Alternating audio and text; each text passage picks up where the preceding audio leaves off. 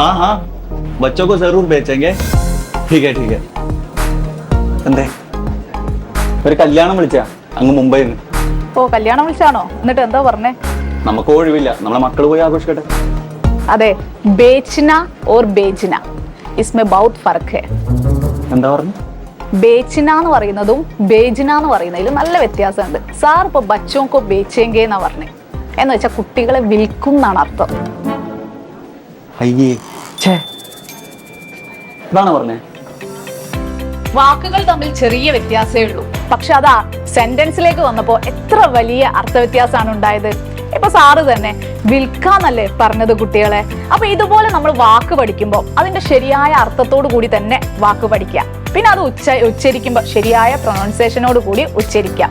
ഇവിടെ ബേജ്ന നമുക്ക് എപ്പോഴും ഡെയിലി ലൈഫിൽ ഉപയോഗപ്പെടുന്ന ഒരു വാക്കാണ്. ഇപ്പൊ നമുക്ക് വല്ല കോളും വന്നു, ഏതെങ്കിലും ഒരു ഓഫീസിൽ നിന്ന് ഹിന്ദിയിൽ നിങ്ങൾക്ക് ഒരു കോൾ വരികയാണ്, അപ്പൊ നിങ്ങൾ പറയാണ് വാട്സപ്പ് ചെയ്യാം അല്ലെ. അപ്പൊ നമ്മൾ എന്താ പറയാ?